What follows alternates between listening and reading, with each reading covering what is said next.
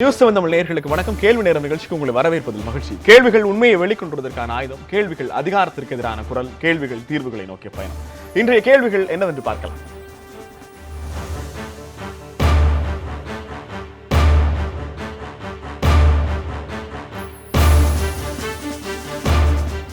அதிமுகவில் 2 அணிகளும் இணைவதற்கு டிடிவி தினகரன் கொடுத்த 60 நாள் காலக்கெடு முடிவதற்கு இன்னும் 3 நாட்களே மிச்சம் இருக்கின்றன. ஆனால் இந்த நிமிடம் வரை அதிமுக இணைப்புக்கான எந்த ஒரு உறுதியான நடவடிக்கையும் எடுக்கப்படவில்லை. இந்த நிலையில்தான் வரும் ஆகஸ்ட் 5 அன்று கட்சி நிர்வாகிகள் அனைவரையும் அதிமுக தலைமை அலுவலகத்துக்கு வருமாறு அழைப்பு விடுத்தார் டிடிவி தினகரன். இந்த அழைப்பு ஓபிஎஸ் அணியினரை காட்டிலும் எடப்பாடி பழனிசாமி அணியினருக்கே அதிகம் பதற்றத்தை கொடுத்திருக்கிறது. அதன் வெளிப்பாடாகவே அமைச்சர்கள், எம்எல்ஏக்கள் உள்ளிட்ட அதிமுகவின் முக்கிய தலைவர்களை அதிமுக தலைமை அலுவலகத்துக்கு அழைத்திருக்கிறார் முதல்வர் எடப்பாடி பழனிசாமி. இது ஒரு பக்கம் என்றால், முன்னாள் முதலமைச்சரோ பன்னீர்செல்வம் தன்னுடைய ஆதரவாளர்களுடன் தனியே ஆலோசனை நடத்தி கொண்டிருப்பதாக செய்திகள் வருகின்றன. ஓபிஎஸ் எங்கள் பங்காளிதான் என்று சொல்லி திவாகரன் தரப்பிலிருந்து சமாதான கொடி பறக்க விடப்பட்டுள்ள நிலையில் முதலமைச்சர் எடப்பாடி பழனிசாமியின் இன்றைய ஆலோசனை கூட்டமும் அதன் நீட்சியாக நடக்கவிருக்கும் அரசியல் நகர்வுகளும் பெருத்த எதிர்பார்ப்புகளை கிளப்பியுள்ளன. திமுகவில் நடந்த அக்டோபர் புரட்சி எம்ஜிஆரை அதிமுகவின் தலைவராக்கியது. தற்போது நடந்து கொண்டிருக்கும் ஆகஸ்ட் புரட்சி அதிமுகவை என்ன செய்ய போகிறது என்ற பெருங்கேள்விதான் இன்றைய கேள்வி நேரத்துக்கான களத்தை விடை கிடைத்தாக வேண்டிய 5 அழுத்தமான கேள்விகளையும் எழுப்புகிறது. எடப்பாடி பழனிசாமியை எதிர்க்க தினகரனும் திவாகரனும் கைக்குலுக்கியுள்ளார்களா? ஓபிஎஸ் எங்கள் பங்காளி என்று திவாகரன் சொன்னது எதற்கான அச்சாரம்? கட்சியை பலப்படுத்த சுற்றுப்பயணம் செல்வேன் என்று தினகரன் சொல்வதன் உண்மை பொருள் என்ன? ஒன்றுபட்ட அதிமுகவின் தலைமை ஓபிஎஸ் வசம் செல்ல போகிறதா? ஆகஸ்ட் 5 அன்று நடக்கப் போவது ஆட்சி கவிழ்ப்பா, அணிகள் இணைப்பா? இன்னும் பல கேள்விகளோடு இன்றைய கேள்வி நேரம் பயணிக்கிறது.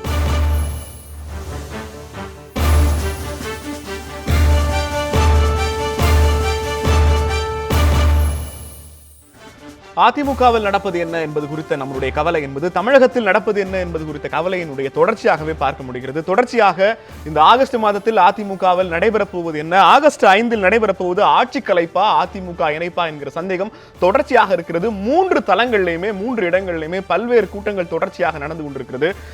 அதிமுகவினுடைய அணிகள் இணைப்பு ரொம்ப சீக்கிரமா நடக்க போகிறது என்று பொள்ளாச்சி ஜெயராமன் சொல்லியிருக்கிறார். இந்த தொடர்ச்சியான நடவடிக்கைகளுக்கு எந்த விதமான சம்பந்தமும் இல்லாமல் அமைச்சர் ஜெயக்குமார் இன்றைய கூட்டத்திற்கு பிறகு எம்ஜிஆர் நூற்றாண்டு விழா குறித்து அதிமுகவினுடைய முக்கிய நிர்வாகிகள் கூடி பேசி இருக்கிறோம் என்கிறார்.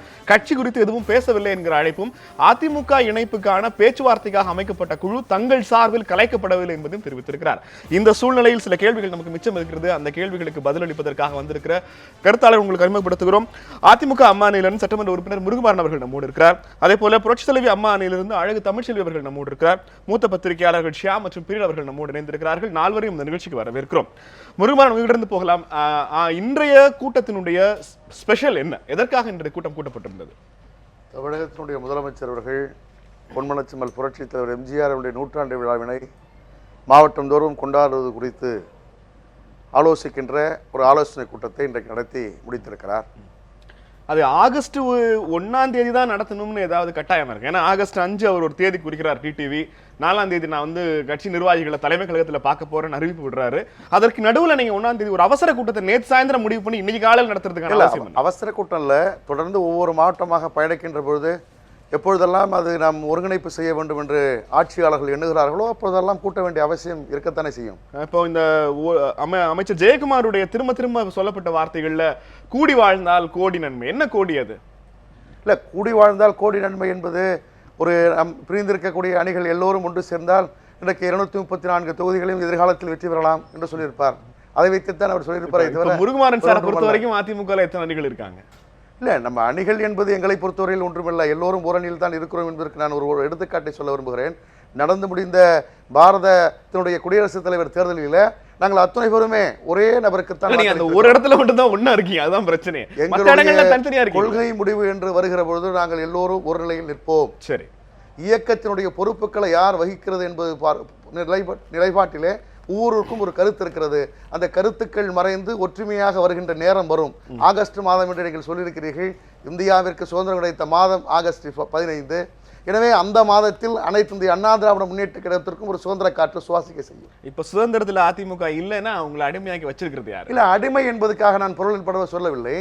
அதாவது நீங்கள் இன்றைக்கு ஒரு 3 அணிகள் 2 அணிகள் என்று உங்களுடைய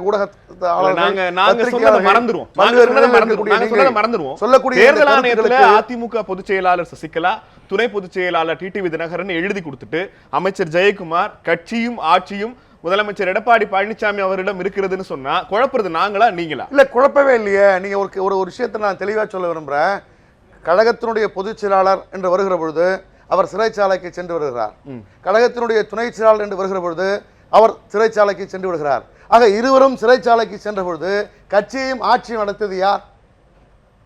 கட்சியையும் ஆட்சியும் நடத்தியது மரியாதைக்குரிய தமிழ்நாட்டினுடைய முதலமைச்சர் மாண்புமிகு எடப்பாடி பழனிசாமி. அதல்ல, இப்போது கட்சி அவர் தொடர்ந்து கட்சியையும் ஆட்சியையும் மரியாதைக்குரிய தமிழ்நாட்டினுடைய முதலமைச்சர் எடப்பாடியார் அவர்கள் தான் இன்றைக்கு வழிநடத்தி வருகிறார். இப்ப நீங்க அபிடவிட்ல மாத்த போறீங்க அதை இல்லையா? தேர்தல் அதாவது வழக்கினுடைய முடிவை பொறுத்து வழக்கு இன்றைக்கு இருக்கிறது.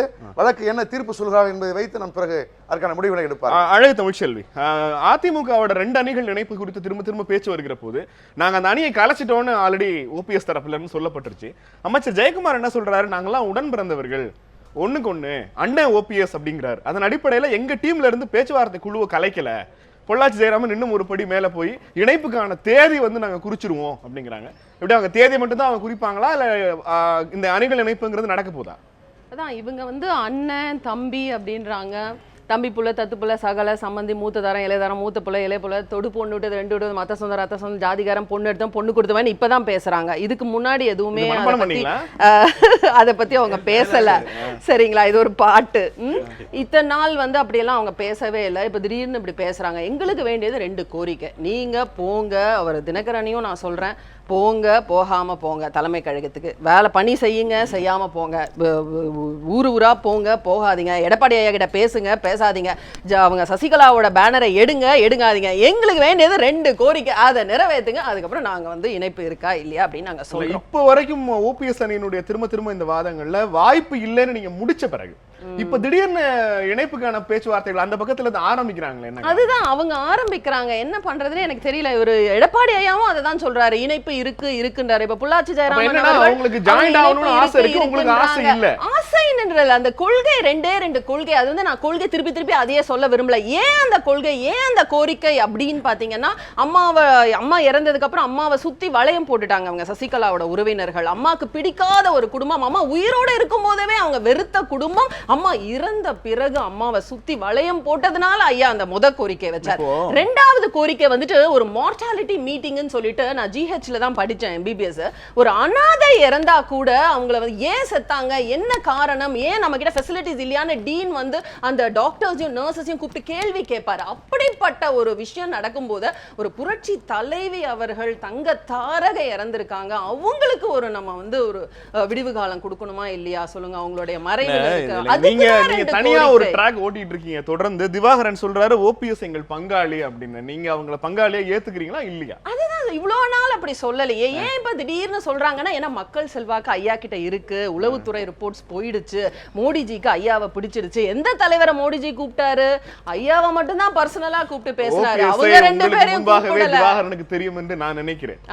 ஓபிஎஸ் உங்களுக்கு முன்னாடியே திவாகரனுக்கு தெரியும்னு நான் நினைக்கிறேன். கண்டிப்பா தெரியும். ஆனா ஐயா கிட்ட திறமை இருக்குங்க, அதனால தாங்க முன்னேறினார் ஐயா. திறமை இல்லனா எப்படி என்ன திறமைன்னு சொல்ல வரீங்க? எல்லா திறமையும் மக்களை கவர்ற திறமை இருக்கு, மக்கள் செல்வாக்கு அவர்கிட்ட தான் இருக்கு. அதனால அவர் பங்காளின்றார், அவர் வேணும்னு நினைக்கிறாங்க. இப்ப 2 பேருமே நாங்க வேணாம் நினைக்கிறோம். ஏன்னா எங்களுக்கு குடும்ப ஆட்சி வேண்டாம் நினைக்கிறோம். ஏன்னா எம்ஜிஆரே திமுக குடும்பத்தை வெறுத்தாரு, அம்மா சசிகலா குடும்பத்தை வெறுத்தாங்க, அம்மா கை காட்டிய ஓபிஎஸ் ஐயா வெறுக்கிறாரு, அவ்வளவுதான். ஷியாம் அவர்கள், இன்றைய கூட்டத்தினுடைய அடிப்படை நோக்கமாக நிறைய பேசப்பட்டாலும், வெளியில முருகுமாறன் எம்ஜிஆர் நூற்றாண்டு விழாவை சிறப்பாக நடத்துறதுன்னு சொன்னாலும், பூடகமாக திரும்ப திரும்ப முன்வைக்கப்பட்டது அது ஒரு வகையிலான போட்டி கூட்டமாகவே வெளியில தெரிகிறது. அது உண்மையிலே ஒரு போட்டி கூட்டம் தானா? உண்மையிலே போட்டி கூட்டம் நடத்துற அளவுக்கு பதட்டத்தில் இருக்காரா முதலமைச்சர்? கேள்வி நேரத்து படக்காட்சியிலே நீங்கள் ஆகஸ்ட் புரட்சி என்று சொல்லிவிட்டீர்கள். சரி, இந்த ஆகஸ்ட் புரட்சியின் உண்மையான அதன் வெற்றி என்ன என்பது நாளைக்கு சுப்ரீம் கோர்ட்டிலே முடிவாகும் என்றுதான் நான் நினைக்கிறேன். அந்த ரிவ்யூ பெட்டிஷன் கண்டிப்பாக. ஏனென்றால் ரிவ்யூ பெட்டிஷன் என்பது மறு ஆய்வு, அது மறு சீராய்வு அல்ல. நிறைய பேர் அதை தவறாக சொல்கிறார்கள். மறு சீராய்வு அல்ல. நமது ஒரு கேள்வித்தாளிலே நாம் பதில் எழுதி கொடுக்கும்போது ரீடோட்டலிங் போடுகிறோமே, அந்த அளவுதான். அப்பேரண்ட் எரர் என்று சொல்லப்படுகிற வெளிப்படையாக தெரிகிற தவறு இருந்தால் மட்டும்தான் இதில் திருத்தம் செய்யப்படும். ஆனால் டெல்லி சர்க்காரிலே அரசியல் ரீதியாக ஏதேனும் இணக்கம் ஏற்பட்டிருந்தால் அதில் இருக்கின்ற ஏதாவது ஒன்றை பிடித்துக்கொண்டு வெளியே வரலாம். உங்களுக்கு எனக்கு எல்லோருக்கும் தெரிந்த விஷயம்தான். அப்படி ஒருவேளை வெளியே வரவில்லை என்றால் டெல்லி சர்க்கார் இணக்கமாக இல்லை என்று அர்த்தம். சரி, வெளியே வந்துவிட்டால் இணக்கமாக இருக்கிறார்கள் என்று அர்த்தம். இன்றைக்கு அமைச்சர் விஜயபாஸ்கரனுடைய சொத்துக்கள் முடக்கப்பட்டிருப்பது அப்படிங்கறத யாரோடு இணக்கமாக இருக்கிறார்கள்னு புரிஞ்சுக்கணும், யாரோடு இணக்கமாக இல்லைன்னு புரிஞ்சுக்கணும்னு நீங்க சொல்றீங்க. நான் அதாவது பிஜேபி ஆர்எஸ்எஸ் இந்த இயக்கங்களோடு ரொம்ப பரிச்சயம் உள்ளவன் என்ற முறையிலும், நெடுங்காலமாக அவர்களை தொடர்ந்து பார்த்து வருகிறவன் என்ற முறையிலும், ஒரு சில விஷயங்களை அவர்கள் விட்டே கொடுக்க மாட்டார்கள் என்பதுதான் என் கணிப்பு. சொல்ல போனால் சில அடிப்படை கொள்கைகளோடு அவர்கள் சமரசம் செய்து கொள்ள மாட்டார்கள். அவர்களுக்கு அந்த வகையான பச்சாதாபங்கள் கிடையாது. டெல்லி தந்திர பூமி உங்களுக்கு தெரியும், இட் இஸ் a சுல்தானேட். ஆக டெல்லி விஜயபாஸ்கர் சொத்தை முடக்கி வைக்கப்பட்டிருந்ததிலிருந்து நமக்கு கிடைக்கிற சமிக்ஞை என்னவென்றால் நாளைக்கு எந்த விதமான நிவாரணமும் கிடைக்காது என்பதுதான் நமக்கு கிடைக்கிற சமிக்ஞை. அப்படி நிவாரணம் கிடைக்கவில்லை என்றால் டெல்லி என்பது ஓபிஎஸ் அணியோடு சேர்ந்தோ அல்லது ரஜினிகாந்த் அணியோடு சேர்ந்தோ தான் அவர்கள் எதிர்கால திட்டத்தை நகர்த்துவார்கள். அப்படி என்றால் இரு அணிகளுக்குமான இணைப்பு சாத்தியம் இல்லை. இல்ல, இப்ப அமைச்சர் ஜெயக்குமார் இன்னமும் நாங்க அதற்கான கதவுகளை திறந்து வச்சிருக்கோம் அப்படிங்கிறாரு. அணிகள் இணைப்பு சீக்கிரம் நடக்க போகுதுங்கிறார் அமைச்சர் பொள்ளாச்சி. இல்ல, அது அவர்களோட ஆசை. ஏன்னா இவர்கள் ஓபிஎஸ் தரப்போட டிமாண்டு அழகு செல்வி அவர்கள் கூறியது போல ரெண்டு தான். ஒன்று, சசிகலா குடும்பம் வெளியே போக வேண்டும். இப்போது இதன் மூலமாக அந்த கோரிக்கையில உறுதியாக நிற்கிறாரா ஓபிஎஸ்? இல்ல, வேற வழி இல்ல, வேற வழியும் இல்லைன்னு தான் நான் நினைக்கிறேன். என்ன காரணம், நீங்க நல்லா யோசிச்சு பாருங்க. முதல்ல அதிமுகவோட பிரச்சனைன்னு என்ன எப்போ தொடங்குச்சுன்னா, இல்ல இப்போ நாம ஒரு முக்கோணத்தை தொடர்ந்து வரைகிறோம். ஒன்று எடப்பாடி பழனிசாமி அவர்கள், டிடிவி தினகரன், ஓ பன்னீர்செல்வம் அவர்கள். ஓ பன்னீர்செல்வம் அவர்கள் திரும்ப திரும்ப சொன்னது எடப்பாடி பழனிசாமி அவர்களிடம் நீங்க டிடிவி தினகரன் குரூப்பை தள்ளி வைங்க அப்படிங்கிறது. ஆனா இப்போ காட்சிகள் எப்படி மாறுகிறது என்றால், திவாகரன் சொல்றாரு ஓபிஎஸ் எங்களது பங்காளி அப்படின்னு. எடப்பாடி அவர்களை கார்னர் செய்வதற்காக இப்படி ஒரு கூட்டணியை அமைக்க டிடிவி தரப்பு முயற்சிக்கிறதா அப்படின்னு ஒரு கோணம் வருது. இல்ல, ஒரு நாலாவது கோணம் ஒண்ணு இருக்கு. இந்த முக்கோணத்திலே நாலாவது ஃபோர்த் டைமென்ஷன் போறீங்க. அது டெல்லி. டெல்லி இல்லாம இந்தியாவில் எதுவுமே நடக்காதுங்க. அதுல என்ன நமக்கு சந்தேகம்? திருப்பி சொல்லவே வேண்டாம். டெல்லி அவ்வளவு பெரிய எம்ஜிஆரே ஆட்டி வைத்தது. அவ்வளவு பெரிய எம்ஜிஆர் அவர்களே டெல்லிக்கு பயந்தார்கள். இப்படி எத்தனையோ உதாரணங்கள் நம்ம சொல்லிக்கொண்டே போகலாம். வரலாறு போய் இப்ப திருப்பி பார்த்துட்டு இருக்க வேண்டாம். டெல்லி நினைத்தால் நடக்கும். இப்போது டெல்லி என்ன நினைக்கிறது? இப்படித்தான் தமிழ்நாட்டில் இன்னைக்கு அரசியல் போகுது. இப்ப டெல்லி என்ன நினைக்கிறதுன்னு நான் யூகிக்கிறேன்னா, கண்டிப்பாக அதிமுக ஸ்தாபன அதிமுகவோட, அதாவது இன்றைக்கு எடப்பாடி தலைமையின் கீழ் இருக்கிற அதிமுகவோட உறவு வைக்கிறத விட ஓபிஎஸ் தலைமையிலான அதிமுக, ரஜினிகாந்தோட எதிர்கால கட்சி பாரதிய ஜனதா, இந்த மூன்று ஒரு அணியில திரண்டால் ஒருவேளை அது 15% ஓட்டோ 20% ஓட்டோ வாங்கி 2019 தேர்தலுக்கு உதவியாக இருக்கலாம். ஒன்று. இரண்டாவது, ஆர்கே நகர் தேர்தல் என்றைக்கு இருந்தாலும் வந்தே தீர வேண்டும். 6 மாதத்திற்குள் தேர்தல் நடத்த வேண்டும். அப்படி 6 மாதத்துக்குள் தேர்தல் நடத்த ஆர்கே நகர் வரும்போது இதே காம்பினேஷன் ஓபிஎஸ் அவர்களுக்கு உதவியாக இருக்கும். இதே காம்பினேஷன். அடுத்தது நமக்கு வரப்போகிற உள்ளாட்சி தேர்தல். இந்த உள்ளாட்சி தேர்தல் என்பது லோக்கல் செல்வாக்கு என்னவோ அதை பொறுத்தது. அதை பற்றி நாம் யாருமே கவலைப்பட வேண்டிய அவசியம் இல்லை. இந்த தரவரிசை பட்டியல்ல எடப்பாடி அவர்களுக்கு எந்த இடத்துலயுமே இல்ல அப்படி நான் சொல்லலாம். எடப்பாடி அவர்களுக்கு உள்ளாட்சி தேர்தலில் அவங்களோட லோக்கல் செல்வாக்குக்கு, இப்ப இவருக்கு லோக்கல் செல்வாக்கு இவருக்கு இருக்கும்போது இவர் ஜெயிப்பாரு. உள்ளாட்சி தேர்தலில் 1 லட்சம் போஸ்ட்ல 1 லட்சம் போஸ்ட்டுக்கு சின்னமே கிடையாது. ஒரு 30,000 போஸ்ட்டுக்கு சின்னம் இருக்குது. ஆக இந்த 1 லட்சம் போஸ்டும் லோக்கல் செல்வாக்குல வரப்போகுது. சின்ன இருக்கிற 30,000 போஸ்ட் இல்ல உள்ளாட்சி தேர்தலை மையப்படுத்தி பேசுகிற போது நீங்க சொல்ற அந்த 1 லட்சம் பதவி இடங்கள் பெரிய லெவல்ல ஊடகங்கள்லயோ அந்த செய்தியாகவோ தாக்கம் ஏற்படுத்த போகிறது இல்ல.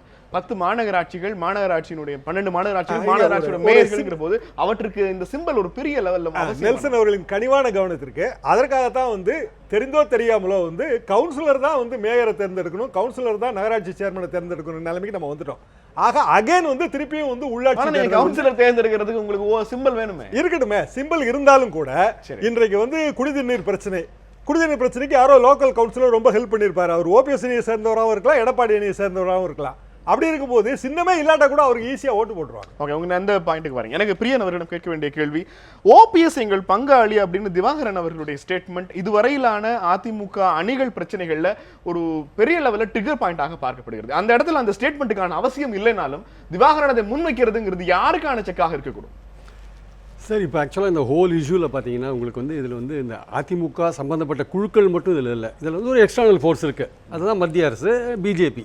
ஸோ அதோடைய அந்த காய் நகர்த்தார்கள் அத்தனை அந்த மொத்தமாக அதிமுக ஒரு அணி, அதிமுகவுக்கு வெளியே இருந்து இயக்குகிற இன்னொரு அணி அப்படின்னு ரெண்டாவது அவங்க 2 பேரும் சொல்ல மாட்டாங்க. இல்ல இவங்க சொல்ல மாட்டாங்க, இதை நம்ம தான் சொல்லணும். நானும் ஷாம் சார் தான் சொல்லணும். இவங்க சொல்ல மாட்டாங்க, ஏன்னா அவங்க இயல்பா அந்த கட்சி ஒற்றுமையா இருக்கு, அவங்க சொல்லுவாங்க, சொல்ல முடியாது. ஸோ அப்படி இருக்கும்போது அந்த கட்டத்தில் என்ன பிரச்சனை என்ன, இப்போ ஒரு விஷயம், இந்த ரெண்டுமே ஒன்றுபடணும்னு பிஜேபி விரும்புறாங்க. எடப்பாடியும் பன்னீர்செல்வம் விரும்புறாங்களா?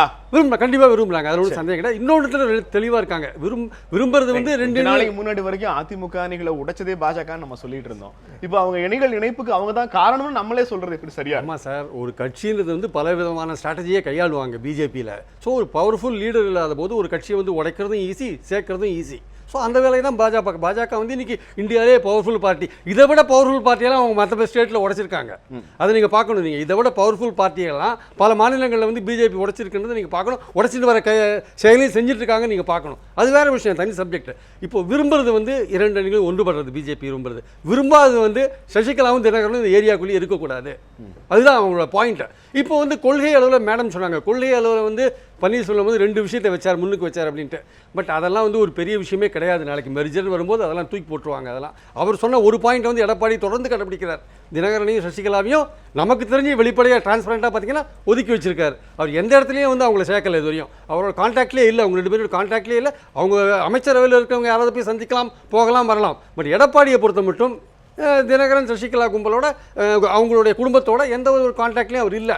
சரி, தினகரன் இப்போ நீங்கள் சொல்கிற திவாகரன் பேசினது என்ன அப்படின்னு பார்த்தீங்கன்னா, திவாகரன் வந்து ஒரு துக்க சம்பவத்தில் தான் பேசியிருக்காரு அவர் ஆக்சுவலாக. இப்போ அவங்களுக்கு என்னென்னா வந்து அவங்க தனிமைப்படுத்தப்பட்டார்கள். ஸோ அவங்க குரூப் வந்து தனிமைப்படுத்தப்பட்டிருக்கு. ஸோ இந்த மாதிரி தனிமைப்படுத்தப்போ ஒரு குட்டையில் ஒரு கல் எடுத்து போயிடுச்சுன்னா ஒரு குழம்பும் இல்லையா, அந்த குழப்பத்தை தான் அவர் பண்ணியிருக்காரு. ஒரு ஸ்டேட்மெண்ட்டை நம்ம தனியாக பார்க்க முடியாது. எங்களுக்குள் பிரச்சனை இல்லை என்று தினகரனும் திவாகரனும் கை கோர்க்கிறார்கள். அடுத்து நான் இன்னொரு ஸ்டேட்மெண்ட் வந்து ஓபிஎஸ் அவர்கள் எங்களது பங்காளி அப்படிங்கிறார் திவாகரன்.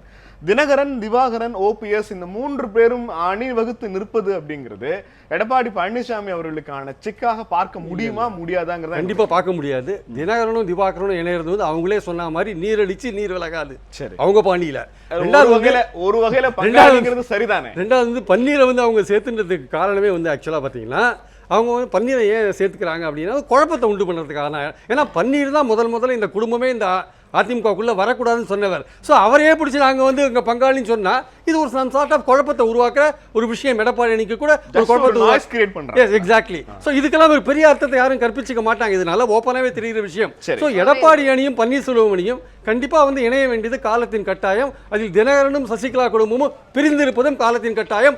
ஆனால் அவர்கள் பிரிந்திருந்தால் எதிர்கால அதிமுகவுக்கு என்ன மாதிரியான சேதம் விளையும்ன்றது அடுத்த கேள்வி. முருகுமார், நீங்க ஆட்சிங்கிறத விட்டுட்டு கட்சிங்கிற அடிப்படையில் பார்க்கிற போது எம்ஜிஆர் நூற்றாண்டு விழாவை அதிமுக பிரம்மாண்டமாக கொண்டாடணும் அப்படிங்கிறார் முதலமைச்சர் எடப்பாடி. கட்சியை வலுப்படுத்துவதற்காக மாவட்டங்கள் தோறும் சுற்றுப்பயணம் போக இருக்கிறேன் அப்படிங்கிறார் தினகரன். 2 பேர்ல யாரோ ஒருத்தர் பக்கத்து தான் கட்சி இருக்க முடியும், அதற்கான வாய்ப்பு இருக்கிறது. இதற்கு முன்பாகவே டிடிவி தினகரன் அவர்களை ஆதரித்து நாஞ்சில் சம்பத்தும் கர்நாடக மாநிலத்தை சேர்ந்த புகழேந்தியும் தனித்தனி பொதுக்கூட்டங்கள் ஒரே கட்சிக்குள்ள நடத்தியிருக்காங்க. உங்க கட்சி யாரிடம் இருக்கிறதுங்கிற கேள்விக்கு உங்களுக்கு பதில் தெரியுமா? அவ்வளவுதான் என்னோட கேள்வி. கட்சியும் ஆட்சியும் இப்பொழுது தமிழகத்தினுடைய ஒப்பற்ற முதலமைச்சர் மாண்புமிகு எடப்பாடியார் அவருடைய கையில் தான் இருக்கிறது. ஆட்சி இருக்குங்கிறது எங்களுக்கு தெரியும். கட்சியும் கட்சி இருக்குங்கிறது எதை வச்சு சொல்றீங்க? கட்சியும் அவருடைய கையில் தான் இருக்கிறது. கட்சி நிகழ்ச்சிகள் எந்த நிகழ்ச்சியாக இருந்தாலும் அவர் தான் அதை வடிவமைத்து அந்த கட்சி நிகழ்ச்சி கொண்டாடுவதற்கான ஏற்பாடுகளை நீங்களா செய்யறீங்க. கட்சி உங்களுக்கு கொடுத்திருக்கிறதா? கட்டாயம். இப்போ கழகத்தின் சார்பில் நடைபெறக்கூடிய பல்வேறு கூட்டங்கள், பொதுக்கூட்டங்கள் எல்லாத்தையும் வடிவமைத்து அது எல்லாத்தையும் இன்ன தான் போகணும்னு சொல்லி கட்சியினுடைய அதிகாரப்பூர்வ பத்திரிகையை அதை சொல்ல மாட்டேங்குது. இல்ல நீங்க கட்சியினுடைய அதிகாரப்பூர்வமான பத்திரிகை என்று வருகிற பொழுது அதிகாரப்பூர்வ பத்திரிகை நமது எம்ஜிஆர் தானே, அதுல ஒன்றும் மாற்றுக்கிறது இல்லை. அதுல ஒன்றும் மாற்றுக்கிறது இல்லை. அது புரட்சித் தலைவி அம்மா அவர்களால் உருவாக்கப்பட்ட பத்திரிகை. அதுல ஒன்றும் மாற்றுக்கிறது இல்லை. கட்சியினுடைய பொதுச் செயலாளர் சிறைச்சாலையில் இருக்கிறார். கட்சியினுடைய துணை பொதுச் செயலாளர் வெளியில் இருக்கிறார். கட்சியினுடைய தலைமை நிலைய செயலாளர் இன்றைக்கு 3வது அதிகாரம் படைத்தவர். கட்சி என்று வருகிற பொழுது அவர் இன்றைக்கு தமிழகத்தினுடைய முதலமைச்சராக இருக்கிறார். அப்படி முதலமைச்சராக அமைச்சர் ஜெயக்குமார் உங்கள் கட்சியினுடைய ஒரு மூத்த தலைவர் தானே? ஆமா. அவர் பேட்டியில சொல்றார் அதிமுகவுக்கும் நமது எம்ஜிஆருக்கும் எந்த சம்பந்தமும் இல்லை அப்படின்னு. இல்ல அவர் அப்படி சொல்லிருக்கிறதுக்கான நீங்க இல்ல நீங்கள் ஒரு பதற்றத்துல சொல்லிருக்கலாம்.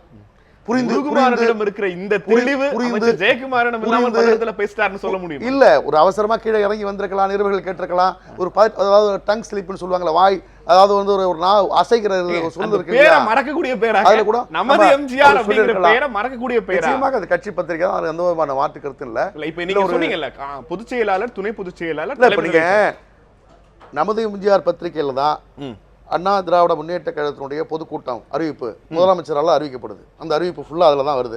இன்னென்ன ஒன்றியத்துல, இன்னென்ன நகரத்துல, இன்னென்ன பேச்சாளர்கள், இன்னென்ன அமைச்சர்கள் இவர்கள் கலந்து கொண்டு சிறப்புரையாற்றுகிறார்கள் என்ற பட்டியல் நமது எம்ஜிஆர் வருகிறது. அதுல எந்த விதமான கருத்து வேறுபாடும் இல்லை.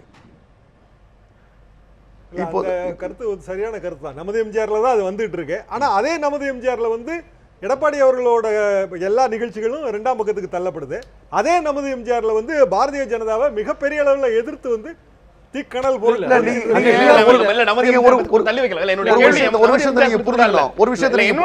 ஒரு விஷயத்தை நான் உங்களுக்கு சொல்றேங்க. இப்போ கட்சியையும் ஆட்சியையும் எடப்பாடியார் அவர்கள் நடத்தினால் கூட நம்முடைய நிலைப்பாட்டில் கட்சியினுடைய பொதுச் செயலாளராக திருமதி சசிகலா அவர்கள் இருக்கிறார்கள். கட்சியினுடைய துணை பொதுச் செயலாளராக திரு டிடிவி தினகரன் இருக்கிறார்கள். எனவே கட்சி பத்திரிகை என்று வருகிற பொழுது முதலமைச்சரை விட பொதுச் செயலாளருக்கும் துணை பொதுச் செயலாளருக்கும் முக்கியத்துவம் தரக்கூடிய நிகழ்வு அங்கு நடைபெறும். இது ஒரு நல்ல வேலிட் பாயிண்ட். எனக்கு கேள்வி நான் வந்தேன், நேரடியான கேள்வி இல்ல, நேரடி அப்படி வருகிற பொழுது ஆட்சியை உங்களுக்கு அதிமுகவின் சட்டமன்ற உறுப்பினர்கள் கூவத்தூர் விடுதியில் தேர்ந்தெடுத்த ஒரு முதலமைச்சர் நமக்கு இருக்கிறார், பதவி ஏத்துக்கிட்டீங்க. கட்சியில பொதுச் செயலாளருக்கு பிறகு துணை பொதுச் செயலாளர் ஒரு பதவி உருவாக்கப்பட்ட பிறகு டிடிவி தினகரன் நாங்க 2 பேரும் ஆல்ரெடி சிறைக்கு போய்விட்டு வந்த காரணத்தால் எங்களால் கட்சியை வழிநடத்த முடியாது, எடப்பாடி பழனிசாமி அவர்கள்ட்ட கொடுத்துட்டோம், நீங்க பாத்துக்கங்கன்னு யார் சொன்னதுன்னு கேக்குறேன்.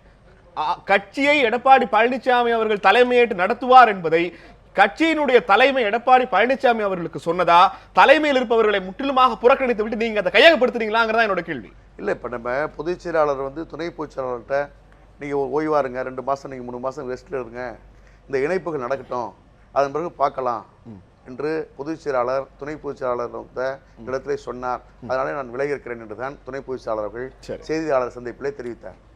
எனவே அந்த கால அவகாசம் நீட்டித்துக் கொண்டே இருக்கிறது. எனவே இந்த நீட்டித்துக் கொண்டிருக்கிற இந்த இடைவெளியில் கட்சியையும் ஆட்சியையும் நடத்தக்கூடியவராக தமிழகத்தினுடைய முதலமைச்சர் இன்றைக்கு பொறுப்பேற்று நடத்தி கொண்டிருக்கிறார். ரொம்ப நல்ல வார்த்தை. எப்போது சொல்லியிருந்தேன், நீங்க சொன்ன மாதிரி நான் ஓய்வு எடுக்கிறேன், எனக்கு உடம்பு சரியில்லைன்னு சொல்லியிருந்தா பரவாயில்ல. டிடிவி தினகரன் அவர்கள் பயன்படுத்தின வார்த்தை வந்து கெடு. கெடுங்கிற தமிழ் வார்த்தைக்கு என்ன அர்த்தம்னு முருகுமாரன் அவர்களுக்கு தெரியும். கெடுங்கிற அவர் யாரு கொடுக்குறாரு? உங்க கட்சியினுடைய துணை பொதுச் செயலாளர் 60 நாள் கெடு அப்படிங்க. இந்த கெடுவினுடைய அடையாளம் என்ன? இன்னும் 3 நாள் அந்த கெடு முடிய போகிறது. 35 எம்எல்ஏக்கள் போய் டிடிவி தினகரன் பக்கம் பார்த்திருக்காங்க. இதற்கு பிறகும் ஆகஸ்ட் 5 ஒண்ணும் நடக்க போறது இல்லைன்னு நம்புகிறாரா முருகுமாரன்? கட்டாயம் ஒண்ணும் நடக்காது. ஒண்ணும் நடக்காது. ஒரு தெரிஞ்சுதான் பேசுறீங்க, ரைட்? கரெக்டா தெரிஞ்சு பேசுறேன். ஒரு விஷயத்தை நீங்க புரிஞ்சுக்கணும். நீங்க நம்மளுடைய அன்பு சகோதரி அவர்கள் கூட இங்கே சொன்னார்கள், அழகு தமிழ் செல்வி அவர்கள் இங்கே சொன்னார்கள், 2 விஷயங்களை எங்களுடைய தலைவர் அண்ணன் ஓபிஎஸ் அவர்கள் முன்வைக்கிறார்கள் என்று சொன்னார்கள். ஒன்று, அவர் வந்து திருமதி சசிகலாவினுடைய குடும்பம் வந்து இந்த இயக்கத்தில் இருக்கக்கூடாது என்று ஒரு வைக்கிறார் ஒன்று. மற்றொன்று, இதே தெய்வம் புரட்சித் தலைவி அம்மா அவர்களுடைய மரணம் குறித்து விசாரணை வேண்டும் என்று வைக்கிறார்.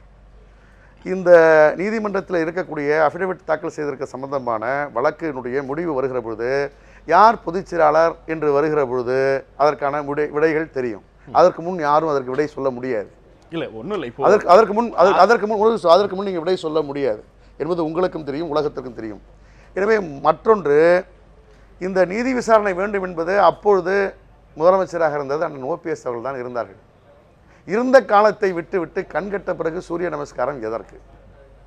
இது மக்கள் மன்றத்திலே வைக்கப்படுகிற கேள்வி, பத்திரிகையாளர்களும் கேட்கக்கூடிய கேள்வி. அவர் இந்த 2 நிலை வைத்துத்தான் தனக்கென்று ஒரு அணி இருக்கிறது என்பதை உருவாக்கி இருக்கிறார். அனைத்து இந்திய அண்ணா திராவிட முன்னேற்ற அவங்க கேட்ட கோரிக்கை நியாயமான கோரிக்கைன்னு அவங்க சொல்லல, அமைச்சர் ஜெயக்குமார் சொல்றாரு. நீங்க இப்போ அந்த கோரிக்கையை சப்போர்ட் பண்ண போறீங்களா, எதிர்க்க போறீங்க? எந்த கோரிக்கையை? சசிகலா குடும்பத்தை அதிமுகவில் இருந்து ஒதுக்கி வைக்க வேண்டும் என்கிற கோரிக்கையை அமைச்சர் ஜெயக்குமார் ஆமா மூத்த அமைச்சர்கள் கூட அந்த முடிவை எடுத்திருக்கோம்னு சொன்னாங்க இல்லையா? இப்ப அந்த முடிவை எடப்பாடி பழனிசாமி தலைமையிலான அதிமுக கட்சி எடுத்துருச்சே. எப்போ சொன்னீர்கள்? இது புதிய தகவல். நீங்க புதிய தகவல் இல்ல, நீங்க அவங்க 2 பேரையும் விலக்கி வைக்கிறேன்னு சொல்லிட்டு தான் பொதுச் செயலாளருடைய உருவப்படத்தையே நீங்க தலைமை கழகத்திலிருந்து நாங்க அகற்றிருக்கோமே. இன்னைக்கு அகற்றிருக்கோமே. சற்று முன் இப்ப நீங்க சொன்னீங்களே, நம்முடைய தமிழகத்தினுடைய முதலமைச்சர் அவர்கள் எந்த சூழ்நிலையும் துணை பொதுச் செயலாளத்திலேயோ எந்த விதத்திலும் ஒட்டுமுறம் வைத்துக் கொள்ளவில்லை. அதுல எந்த விதமான மாற்று கருத்தும் இல்லை. எனவே அப்படி இருக்கின்ற பொழுது சூழ்நிலைகள் வரும், ஒரு சந்தர்ப்பங்கள் வரும்போது அதற்கான விடைகள் தெரியும். எனக்கு அவங்க ரொம்ப தெளிவா சொல்றாங்க. எடப்பாடி பழனிசாமி அவர்கள் அமைச்சர் ஜெயக்குமார் சொன்னது போல டிடிவி தினகரனையோ சசிகலா எங்கேயுமே என்டாஸ் பண்ணி பேசல, அது குறித்த எந்த பேச்சுவார்த்தையும் நடத்தல. நீங்க நம்புற மாதிரியே நமது எம்ஜிஆர் நாளேட எடப்பாடி பழனிசாமி அவர்களை புறக்கணிக்கிறது. வெளியில இவ்வளவு நடந்தும் நீங்க இறங்கி வர மாட்டேங்கிறீங்க. இறங்கி வர மாட்டேங்கல. எடப்பாடி ஐயா தனியா இருக்காரு, அவங்க குடும்பத்தை ஒதுக்கிட்டாருன்னு சொல்றாங்க. இல்லவே இல்ல, 6 விஷயம் என்கிட்ட இருக்கு. முதல் விஷயம், நூற்றாண்டு விழா, எம்ஜிஆர் நூற்றாண்டு விழாக்கு எதுக்கு இவர் தனியா அறிவிப்பு கொடுத்தாரு? அவங்க ஏன் தனியா அறிவிப்பு கொடுத்தாங்க? இஃப்தார் விருந்து அவங்களும் இவங்களும் தனித்தனியா அறிவிப்பு கொடுத்திருக்காங்க. ஜனாதிபதி தேர்தலுக்கு ஜனாதிபதி தேர்தலுக்கு தம்பிதுரை சொன்னார். ஒரு நிமிஷம் நான் முடிச்சிடுறேன். நீங்க இவ்வளவு நேரம் பேசிட்டு இருந்தீங்கல்ல, உங்க சான்ஸ் வரும்போது பேசுங்கண்ணா. ஓகேங்களா? இவர் பிஎம் தம்பிதுரை கிட்ட சொல்லி, தம்பிதுரை பொதுச் செயலாளர் கிட்ட சொல்லி, பொதுச் செயலாளர் துணை பொதுச் செயலாளர் கிட்ட சொல்லி, துணை பொதுச் செயலாளர் சிஎம் கிட்ட சொல்லி, சிஎம் அறிக்கை விட்டுட்டாராம். அந்த அறிக்கையில பொதுச் செயலாளரோட அது பாசிங் தி சீக்ரெட் மாதிரி அவங்க சொன்னாங்க. அன்னைக்கு சிஆர் சரஸ்வதி அக்கா அன்னைக்கு உட்கார்ந்து சொல்லிட்டு இருந்தாங்க, இதத்தான் சொன்னாங்க. அதுக்கப்புறம் பாசிங் தி சீக்ரெட் மாதிரி சொல்லிட்டாங்களா. அதுக்கப்புறம் இவங்க அறிக்கையில துணை பொதுச் செயலாளர் சொன்னார்னு ஒரு வார்த்தை இல்ல எடப்பாடி ஐயா அறிக்கையில. அவங்க அறிக்கையில எடப்பாடி ஐயா பேரே இல்ல. அப்ப நீங்க சொல்றது கரெக்ட் தான? 2 பேர் தனித்தனியா தான இருக்காங்க. நீங்க கேளுங்க. ஆனா ஜனாதிபதி தேர்தலுக்கு ஒண்ணா ஓட்டு போட்டுட்டாங்க. நீங்க அப்படியே சேர்ந்து ஓட்டு போட்டீங்க. சரி, சசிகலா அவர்கள் சலுகைகள் கொடுத்தாங்கல்ல, அப்ப ஏன் எதிர்க்கல? இவர் ஏன் வாயை திறக்காம இருந்தார் எடப்பாடி ஐயா? அப்ப ஒண்ணு சேர்ந்திருக்காங்க. ஒன்னா இருக்கோம்னு சொல்றாங்க, ஆனா இல்ல. ஒன்னா இல்லன்னு சொல்றாங்க, ஆனா இருக்காங்க. இதுதான் அங்க நடக்கிற விஷயம். என்ன செஞ்சாங்க? அவங்க ஒதுக்கணும். அவங்க எனக்கு அஃபிடவிட்ஸ் ரிட்டர்ன் வாங்கணும். அவங்க கொடுத்த அஃபிடவிட்ஸ் ரிட்டர்ன் பத்திரத்துல எழுதி அவங்க நான் பொதுச் செயலாளர் இல்லை அப்படின்னு சொல்லணும். நாங்க ஒரே நிமிஷம் அதிமுகவினுடைய தினகரனிலிருந்து புகழேந்தி அவர்கள் நம்மோடு இந்த விவாதத்தில் பங்கேற்கிறார். வணக்கம் புகழேந்தி சார். இன்றைய கூட்டம் நடத்தப்பட்டது முழுக்க எம்ஜிஆர் நூற்றாண்டு விழாவுக்காக மட்டும் அப்படிங்கறத அமைச்சர் ஜெயக்குமார் முன்வைத்திருக்கிறார். நம்முடைய அரங்கில் இருக்கிற சட்டமன்ற உறுப்பினர் முருகுமாறன் அவர்கள் ஏற்கனவே சசிகலா மற்றும் டிடிவி தினகரன் குடும்பத்தை அதிமுகவிலிருந்து ஒதுக்கி வைத்துவிட்டு கட்சியையும் ஆட்சியையும் முதலமைச்சர் எடப்பாடி பழனிசாமி அவர்கள் மட்டும்தான் நடத்தி கொண்டிருக்கிறார். அதிமுகவினோட சோல் ப்ராப்பர்ட்டி இப்ப பொறுத்த வரைக்கும் எடப்பாடி பழனிசாமி அவர்கள் தான் அப்படிங்கிறாங்க. இது ஏற்றுக்கொள்ளக்கூடிய ஒன்று நினைக்கிறீங்களா? இல்ல, இது யாரு சொல்றதுன்னு சொல்றீங்க? சட்டமன்ற உறுப்பினர் முருகுமாறன் அவர்கள் என்னன்னு சொல்றாரு? அதிமுக கட்சி இப்போது எடப்பாடி பழனிசாமி அவர்கள் இருக்கிறார். அதிமுகவை பொதுச் செயலாளர் எங்களுடைய பொதுச் செயலாளர் சசிகலா வழிநடத்தவில்லை என்று சொல்கிறாரா? நான் பேசுறது கேக்குதா சார்? நீங்க பேசுறது நல்லா கேக்குது. நாங்க அமைதியா கவனிச்சிட்டு இருக்கோம். பேசலாம் புகழேந்தி. இல்ல நான் என்ன சொல்றேன், இது அவர் அதிமுகவை சசிகலா அவர்கள் பொதுச் செயலாளர் வழி நடத்தவில்லை என்று அன்பு சகோதரர் முருகுமாறன் அவர்கள் சொல்லுகிறாரான்னு கேட்கிறேன். முருகுமாறன் சொல்லுங்க. இல்லை, அனைத்து இந்திய அண்ணா திராவிட முன்னேற்ற கழகத்தினுடைய பொதுச் செயலாளர் திருமதி வி.கே. சசிகலா அவர்கள் தான். அதில் எந்த விதமான கருத்து வேறுபாடும் இல்லை. அனைத்து இந்திய அண்ணா திராவிட முன்னேற்ற கழகத்தினுடைய துணை பொதுச் செயலாளர் திரு டிடிவி தினகரன் தான். அதில் எந்த விதமான கருத்து வேறுபாடும் இல்லை. இப்பொழுது இவர்கள் இருவரும் சிறையில் இருந்த பொழுது கட்சியையும் ஆட்சியையும் வழிநடத்தியது எடப்பாடியார். சரி, திரு எடப்பாடி கே. பழனிசாமி அவர்கள். எனவே இவர்கள் இருவரும் விலகியிருக்கிற இந்த சூழலில் துணை பொதுச் செயலாளர் அவர்களும் நான் 2 மாத காலம் பொதுச் செயலாளர் அவர்களும் இடத்தை சொல்லியிருக்கிறார், இவர்கள் இருவரும் ஒன்றாக இணைய வேண்டும், நான் விலகி இருக்கிறேன் என்று சொல்லியிருக்கிறார். எனவே இந்த இடைப்பட்ட காலகட்டத்தில் இப்போது கட்சியையும் ஆட்சியையும் திரு எடப்பாடி பழனிசாமி அவர்கள் வழிநடத்தி கொண்டிருக்கிறார். அதிமுக பொதுச் செயலாளராக செல்வி ஜெயலலிதா இருந்த போது அவர் சிறைக்கு சென்ற அத்தனை முறையும் கட்சியினுடைய பொதுச் செயலாளராக அவர்தான் இருந்தார். இப்ப சிறைக்கு போன பிறகு உங்களுக்கு ஒரு புதிய தலைவர் தேவைப்படுறாங்களே ஏன்? இல்ல நீங்க ஒண்ணு புரியணும், கட்சியினுடைய பொதுச் செயலாளராக அவர் இருந்தபோது மக்கள் ஏகபோகமாக தேர்ந்தெடுக்கப்பட்ட ஒரு ஏகபோகமாக சிறையில் இருக்கிறது உங்களுக்கு பிரச்சனை. ஜெயலலிதா சிறையில் இருக்கிற போதும் அவர்தான் பொதுச் செயலாளர், அதுல எந்த விதமான கருத்து வேறுபாடும் இல்லை. இப்போது சிறையில் சசிகலா இருக்கிற போது ஏன் சசிகலா பொதுச் செயலாளராக இருக்க கூடாதுங்கிறதா என்னோட கேள்வி. இல்ல நீங்க ஒண்ணு புரிஞ்சுக்கணும், இப்ப அவங்க வந்து தண்டனை பெற்று உள்ள இருக்காங்க. அவங்க போனதுக்கு பிறகு கட்சியை வழிநடத்தி சொல்லிதான் துணை பொதுச் செயலாளரை நியமனம் பண்ணிட்டு போனாங்க. குன்ஹா தீர்ப்புக்கு பிறகு சிறையில் இருந்த போது அவரும் தண்டனை பெற்ற நபர் தான். அப்ப நீங்க பொதுச் செயலாளரை மாத்தலையே? இல்ல, இப்பயும் பொதுச் செயலாளர் அவங்க தான் இருக்காங்க. அஃபிடவிட்ல நாங்க பொதுச் செயலாளர் அவங்க தான். எதுக்கு கட்சிக்கு இன்னொரு தலைமை எடப்பாடி பழனிசாமி? இல்ல, இப்ப கட்சி இவங்க 2 பேரும் இல்லாத போது யார் கட்சி நடத்துனது? டிடிவி தினகரன் சென்னையில தானே இருக்காரு. இல்ல, அவர் சிறைச்சாலையில 2 பேர் இருந்தாங்கல்ல. சரி, அப்ப யார் கட்சி நடத்துனது? அப்ப நீங்க எடப்பாடி பழனிசாமி வச்சுக்கலாம். டிடிவி வந்த பிறகு எடப்பாடி பழனிசாமியே தொடருவாருங்கிறதுக்கான அர்த்தம் என்னங்கிறதா கேள்வி. நீங்க வழக்கு இருக்கு, வழக்கினுடைய முடிவை பொறுத்து தலைமை யார் என்பதை முடிவு செய்யும். இல்ல, இப்போ புகழேந்தி அடிப்படை நான் இப்ப பதில் சொல்றேன் உங்களுக்கு. சொல்லுங்க புகழேந்தி. திரு முருகமாறன் அவர்கள் சொல்லுவது, கழகத்தினுடைய துணை பொதுச் செயலாளர் நியமிக்கப்பட்டிருந்தாலும் அவர்கள் 2 மாத காலம் அவகாசம் கேட்டு நாளை மறுநாள் முடியிருக்கிறது அது. ஆகவே இந்த இடைப்பட்ட நேரத்தில் யார் நடத்துவது? ஆகவே கழக பொதுச் செயலாளரால் நியமனம் செய்யப்பட்ட, நல்லா ஞாபகம் வச்சுக்கோங்க, இந்த கழகத்தினுடைய பொதுச் செயலாளர் சின்னம்மா அவர்களால் அமர்த்தப்பட்டு ஆட்சியிலே இருக்கின்ற எடப்பாடி பழனிசாமி அவர்கள் ஆட்சியையும் கட்சியையும் நடத்துகிறார் என்பதை முருகமாறன் அவர்கள் சொன்னார்கள். காரணம், துணை பொதுச் செயலாளர் 2 மாதம் டைம் கேட்டிருக்கிறார் என்பதையும் அவர்கள் சொல்லியிருக்கிறார்கள். ஆகவே இன்னும் 2 நாட்கள் இருக்கிறது. 2 நாட்களுக்கு பின்னாலே துணை பொதுச் செயலாளர் முழுமையாக இங்கே அரசியலில் இறங்குவார்கள். அவர்கள் வழிகாட்டுதலின் பேர்தான் அனைத்து இந்திய அண்ணா திராவிட முன்னேற்ற கழகம் இயங்கும். பொதுச் செயலாளர் அமர்த்திய முதல்வர் அரசாங்கத்தை நடத்துவார். இதுதான் நிர்வாகிகள் தொண்டர்களுடைய ஆசை எண்ணங்கள். அது பிரதிபலிக்கும். அதில் எந்தவித மாற்று கருத்தும் இல்லை என்பதை நான் அன்போடு சொல்லிக்கொள்ள கடமைப்பட்டிருக்கிறேன். புகழேந்தி சார், இங்க பேசப்படுற மிக முக்கியமான வாதம், சசிகலா குடும்பத்தை அதிமுகவிலிருந்து ஒதுக்கினால் மட்டும்தான் அணிகள் இணைப்பு சாத்தியம்ங்கிறார் ஓபிஎஸ். ஆனால் அணிகள் இணைப்பு கூடிய விரைவில் நடக்க போகுது அப்படிங்கிறார் துணை சபாநாயகர் பொள்ளாச்சி ஜெயராமன். உண்மையிலேயே டிடிவி தினகரன் இன்னும் 3 நாள்ல திரும்ப வந்து பதவி ஏத்துக்க போறாரா, அல்லது டிடிவி தினகரனுடைய எந்த விதமான கவனத்திற்கும் வராமலேயே அதிமுக அணிகள் இணைப்பு நடக்க போகிறதா? நிச்சயமாக எங்களது கழகத்தினுடைய துணை பொதுச் செயலாளர் டிடிவி தினகரன் அவர்கள் will be back, வந்தே வருகிறார். நாளை இன்னும் 2 தினங்களுக்கு பின்னால் அவர் கழக பணிகளை ஆற்றுவதற்கு தயாராகிவிட்டார், வருகிறார் என்பதை நான் மகிழ்ச்சியோடு தெரிவிப்பதோடு இங்கே மிக தெளிவாக சொல்லுகிறேன், திரும்ப திரும்ப முடிந்து போன கதையை பேச வேண்டிய அவசியமே இல்லை. பன்னீர்செல்வம் என்கின்ற கதை முடிந்தோடி விட்டது. அங்கே இருந்து ஒரு ஆறுகுட்டி என்கின்ற சட்டமன்ற உறுப்பினர் இங்கே வந்து விட்டார். இன்னும் இருக்கின்ற சட்டமன்ற உறுப்பினர்கள் வரப்போகிறார்கள். நான் ஆரம்பத்திலிருந்தே சொல்கிறேன், பன்னீர்செல்வம் என்பது எங்களுக்கு கணக்கே இல்லை. இந்த இணைப்பை பற்றியும் எங்களுக்கு கவலை இல்லை. வந்தால் வரவில் வைத்துக் கொள்கிறோம், இல்லை என்றால் பரவாயில்லை என்பதைத்தான் ஆணித்தரமாக ஆரம்பத்திலிருந்து சொல்கிறேன். புகழேந்தி அவர்கள் ஓபிஎஸ் வந்தா பரவாயில்ல, இல்ல வந்தா ஓகே, வரலனா பரவாயில்லங்கிறாரு. திவாகரன் சொல்றாரு ஓபிஎஸ் எங்களது பங்காளின்னு. நீங்க தினகரன் சைடுல இருக்கீங்களா, திவாகரன் சைடுல இருக்கீங்களா?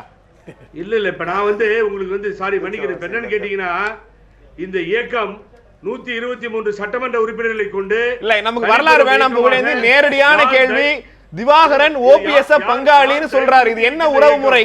நீங்க வேணான்னு சொல்றீங்க, நீங்க வேணான்னு சொல்றீங்க. அவர் வந்தா ஓகே, வரலனா பரவாயில்ல அப்படின்னு சொல்ற ஒரு நபரை உங்கள் கட்சியினுடைய தினகரனுடைய உறவினர் திவாகரன் அவர் எங்களோட பங்காளி அப்படின்னு அடையாளப்படுத்தி தூக்கி நிறுத்துறார். இல்ல தவறே இல்லை, நான் தான் சொல்லுகிறேன். நான் அணியாக அதை ஒரு இயக்கமாக ஒப்புக்கொள்ள தயாராக இல்லை. ஒவ்வொருவராக வர ஆரம்பித்து விட்டார்கள். அதைத்தான் உங்களுடைய தனிப்பட்ட கருத்து, அதிமுகவுக்கும் உங்களுக்கும் சம்பந்தம் இல்லை அப்படிதானே? Vincent one second. பன்னீர்செல்வம் திரும்ப வந்தால் ஏற்றுக்கொள்வோம். அங்கே அணிகிணி குரூப் இணைப்பு மெர்ஜர் என்கின்ற பேச்சுக்கே இடமில்லை. ஒருவராக வரட்டும், வர வர ஏற்றுக்கொள்வோம். தவறு என்ன இருக்கிறது? நான் அதை பெரிய இயக்கமாகவோ ஒரு அணியாகவோ நான் பார்க்கவில்லை. ஆரம்பத்திலிருந்து எனது கருத்தை சொல்லிக் கொண்டிருக்கிறேன். That is not the issue. அதை நாங்கள் பெரிதாக பொருட்படுத்தவில்லை. யார் பொருட்படுத்துகிறார்களோ, யார் பெரிதாக நினைக்கிறார்களோ நினைக்கட்டும், பரவாயில்லை. இல்ல இப்ப இந்த ஆகஸ்ட் 5ஆம் தேதி ஒரு டேட் கொடுத்திருந்தீங்களா, என்ன செய்ய போறீங்க உங்க அணி? ஆகஸ்ட் 5ஆம் தேதி நிச்சயமாக அதற்கு முன்னரே எங்களது கழகத்தினுடைய துணை பொதுச் செயலாளர் என்ன செய்ய போகிறார், எப்படி வரப்போகிறார், எங்கெல்லாம் செல்ல போகிறார், மக்களை சந்திக்க இருக்கிறார், தலைமை கழகத்துக்கு வர இருக்கிறார் என்பதை அறிவிப்பை எல்லாம் சொல்ல இருக்கிறார்கள். ரஜினி போர் வந்தா பாத்துக்கலாம்னு சொன்ன மாதிரி ஆகஸ்ட் வந்தா பாத்துக்கலாங்கிற மாதிரி ஒரு பதில் சொல்றீங்க. இல்ல நான் என்ன பண்ண சொல்றீங்க? அப்புறம் ஆகஸ்ட் 5 தான். இல்ல நீங்க எதுவும் क्वेश्चन பேப்பர் அவுட் பண்ற வாய்ப்பு இல்லையா? என்னமா क्वेश्चन பேப்பர் அவுட் பண்றதுக்கு வாய்ப்பு இல்லையா? ஆகஸ்ட் 5ஆம் தேதி டிடிவி தினகரன் என்ன செய்ய போகிறார் அப்படிங்கற சொல்றதுக்கு வாய்ப்பு இல்லையா? இல்ல அவர் தானே சொல்லணும். அவர் தானே கழகத்தினுடைய துணை பொதுச் செயலாளர். நான் இப்ப போய் நடுவுல போய் சொல்லிட்டேன்னா சரியா இருக்குமா? உங்களுக்கு தெரியும், ஆனா நீங்க சொல்ல மாட்டேங்கிறீங்க. எனது சகோதரர் முருகுமாறனுக்கோ எங்களுக்கு எல்லாம் ஒரு கட்டுப்பாடு இருக்கிறது. அதை காத்து நிற்கிறோம். அதை அவரே சொல்லுவார். அதுல எந்த சந்தேகமும் இல்லை. தொடர்ந்து பேசலாம். ஒரு சிறிய விளம்பர இடைவேளைக்கு பிறகு கேள்வி நேரம் தொடரும்.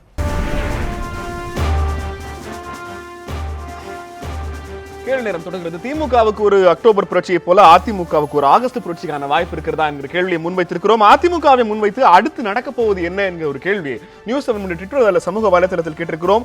அதிமுகவை முன்வைத்து அடுத்து முதலமைச்சர் மாற்றப்பட போகிறாரா, பொதுச் செயலாளர் மாற்றப்பட போகிறாரா, மத்திய அரசில் பங்கு பெற போகிறதா அதிமுக, அணிகள் இணைப்பு சாத்தியமானதா, அந்த 4 ஆப்ஷன் கொடுத்திருக்கோம். நேயர்கள் பதிலளித்துக் கொண்டிருக்கிறார்கள். முடிவுகளை இன்னும் சில இடங்களில் பார்க்க இருக்கிறோம். இந்த அதிமுகவினுடைய ஒன்றுபட்ட ஒரு அதிமுகவாக ஒன்றை உருவாக்குவது அப்படிங்கிறது எப்போது சாத்தியம் முருகுமாறன்? நீங்க இந்த ஆகஸ்ட் 5, 10ங்கிற தேதியெல்லாம் தவிர்த்து விட்டு பிரச்சனைகள் எப்போது தீர்வதற்கு, ஏன்னா நீங்க ஒன்னா இணைஞ்சு குடியரசுத் தலைவர் தேர்தலில் வாக்களிச்சிருக்கீங்க, ஒன்னா இணைஞ்சு துணைத் தலைவர் தேர்தலில் வாக்களிக்க போறீங்க. இந்த ஒன்னா இணையறதுக்கு ஒரு தேர்தல் வரணுமா? இல்லை, தேர்தல் வர வேண்டிய அவசியம் இல்லை. சரி, பல்வேறு தீர்ப்புகளுக்கு வழக்கினுடைய முடிவு வர வேணும். சரி, ஒன்று. ரெண்டாவது, இப்போ பேச்சுவார்த்தை அப்படிங்கும் போது அண்ணன் ஓபிஎஸ் அவர்களோ இல்லை அண்ணன் எடப்பாடி அவர்களோ என்ன பேசுகிறார்கள் என்பது என்னிடத்திலேயோ சகோதரிடத்திலேயோ சொல்லிவிட்டு பேச மாட்டார்கள். அவர்கள் என்ன பேசி கொண்டிருக்கிறார்கள், என்ன செய்து கொண்டிருக்கிறார்கள் என்பது அதை யாருக்கும் தெரியாமல் சீக்கிரட்டாக இல்ல நீ இந்த சென்டென்ஸ்குள்ள இருக்கிற இன்னொரு இன்னர் லைன் அப்போது எடப்பாடி அவர்களும் ஓபிஎஸ் அவர்களும் பேசிக் கொண்டிருக்கிறார்கள் இருக்கலாம். அது நம்ம ஒரு பேச்சுவார்த்தை என்று துவங்குகிற பொழுது அவர்கள் நாம எல்லாம் ஒன்னா இருக்கணும், சாத்தியங்கள் இருக்குன்னு சொல்றேன். கட்டாயம் சாத்தியம் இருக்குது. அப்படி பேசிக்கிட்டு இருந்தாதான் நம்ம பேச்சுவார்த்தைக்கு வரணும்னு சொல்ல முடியும். அப்படி பேசாம யாரும் அப்படி சொல்ல முடியாது. சரி, அவர்களும் எங்களுடைய சகோதரர்கள் தானே, ஒரே குட்டையில் உரிய மட்டைகள் தானே, அதுல இன்னும் கருத்து வேறுபாடு ஒன்றும் இல்லையே. ஆக எல்லோரும் ஒற்றுமையாக ஒரே இடத்தில் இருந்தால்தான் அனைத்து இந்திய அண்ணா திராவிட முன்னேற்ற கழகத்திற்கு மரியாதை. இல்ல இந்த மட்டைகளை வைத்து வேற யாராவது விசிறு செஞ்சிருவாங்க. எந்த மட்டைகளால் மட்டுமே தான் செஞ்சுரி அடிக்க முடியும். ஓகே, வேற எந்த மட்டையாலும் செஞ்சுரி இந்த மட்டை எடுத்து இன்னொருத்த செஞ்சுரி அடிச்சிருவாரு. இல்லை, அடிப்பதற்கான இலகு அவர்களுக்கு தெரியாது, இலக்கும் அவர்களுக்கு தெரியாது. அந்த தத்துவத்தை புரட்சி தலைவி அம்மாவோடும் புரட்சி தலைவரும் எங்களுக்கு கற்று தந்திருக்கிறார். எடப்பாடி பால் அடிக்கிறது கிடையாது, பேட்ஸ்மேன் தான் பால் அடிப்பாங்க. நாங்க தானே உங்களை பேட்டா பயன்படுத்தி ஒரு பேட்ஸ்மேன் அடிக்கிறாரு அப்படிங்கறாங்க அவங்க. வேற மட்டையும் நாங்க தான், பேட்ஸ்மேன் நாங்க தான். ரெண்டுமே அவங்க. ஓபிஎஸ் அவர்களை இத கடந்த தேர்தலில் நாங்க நிரூபிச்சிருக்கோம். தனிச்சே நின்று ஒரே சின்னத்துல 234 தொகுதி நின்று தமிழகத்தில் ஆட்சி பிடிச்சோம். அப்போ உங்க கேப்டன் யாரு? புரட்சி தலைவி அம்மா.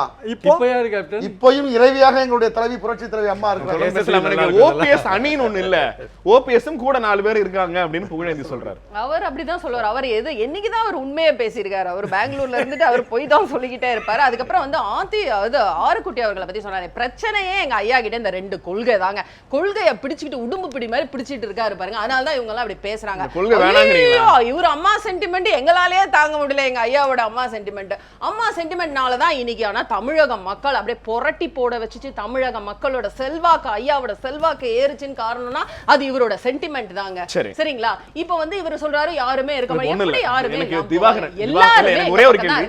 திவாகரன் ஓபிஎஸ் எங்கள் பங்காளின்னு சொல்றாருல்ல, அப்படி ஒன்று இல்லை, சசிகலா குடும்பத்தை நாங்கள் முழுமையாக எதிர்க்கிறோம்னு ஓபிஎஸ் இப்போ வரைக்கும் சொன்னாரா? கண்டிப்பா எதிர்க்கிறோம். என்னங்க கோரிக்கையே முதல் கோரிக்கை. நீங்க எதிர்க்கிற ஒரு நபர் உங்களை பங்காளின்னு சொன்ன பிறகு அப்படி ஒன்று நடக்கவே இல்லை, குட்டையில் குழப்பத்தை உருவாக்க முயற்சி பண்றாரு திவாகரன், ஏன் நீங்க சொல்லல? அவர் பங்காளி அப்படின்னு விலகாது அப்படின்றாரு. நாங்கெல்லாம் ஒண்ணு சேர்ந்துட்டோன்றாரு. ஓபிஎஸ் ஏன் வாய் திறக்கவில்லை? வாய் திறக்கணும். அவர் தான் ஏற்கனவே 2 முடிவு எடுத்துட்டாரு. அதுவும் அவங்க பாட்டுக்கு பேசிட்டு போறாங்க. நாங்க காதுல வாங்குறதே இல்லை. இவங்க கெடு கொடுக்குறாங்க. யாரு இப்ப கெடு கொடுக்குறாங்கன்னு கேக்குறா. கெடுவே யாருமே கேட்கல, அவரே கொடுத்துக்கிறாரு, அவரே பதில் சொல்லிக்கிறாரு. அதனால நாங்க அதை பத்தி கேர் பண்ண போறது இல்ல. ஏன்னா 2 கோரிக்கை முதல்லயே வச்சாச்சு, அத வச்சு நாங்க போய்கிட்டு இருக்கோம். இவங்க நடுவுல பேசிட்டு இருந்தாங்கன்னா ஒன்னொன்னுக்கும் வந்து நாங்க பதில் சொல்லணும்னு அவசியமே இல்லைங்க. தொடர்ந்து பேசலாம். எனக்கு புகழேந்தியிடம் கேட்க வேண்டிய மிக முக்கியமான கேள்வி, வழக்குகளினுடைய தீர்ப்புகளை பொறுத்து மட்டும்தான். புகழேந்தி இணைப்பில் இருக்கீங்களா?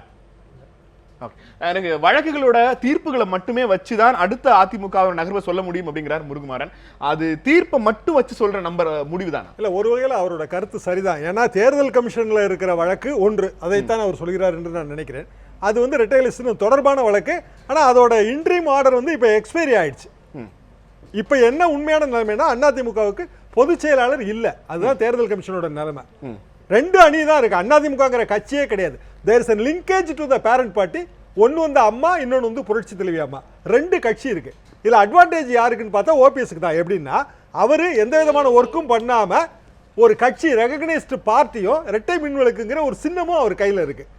எடப்பாடி கையில ஒரு அட்வான்டேஜ் இருக்கு. அவருக்கு வந்து முதலமைச்சருங்கிற ஒரு பதவியும் அம்மாங்கிற ஒரு கட்சியும் அதுக்கு வந்து ஒரு தொப்பிங்கிற சின்னமும் இருக்கு. இதுதான் உண்மையான நிலைமை.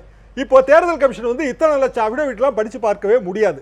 எனக்கு நன்றாக தெரிந்த வகையில் ஒரு வழக்கறிஞர் என்ற முறையிலும் நான் அடித்து கூறுவேன், தேர்தல் கமிஷன் வந்து எம்எல்ஏ எண்ணிக்கை, எம்பி எண்ணிக்கை, கட்சி ஏற்கனவே அவங்க கிட்ட சமர்ப்பிக்கப்பட்ட கட்சியின் பிரமுகர்கள் எண்ணிக்கை, இதை வச்சுத்தான் அவர்கள் வந்து ஃபைனலா தீர்ப்பு தர முடியும். ஆனால் அந்த தீர்ப்பை தாமதப்படுத்த யாரால் முடியும்? மத்திய அரசால் முடியும். அப்ப தாமதப்படுத்திக்கிட்டே போனாங்க அப்படின்னா இணைப்புங்கிறது சாத்தியமே இல்லாம போயிடும். இதுதான் நிலைமை.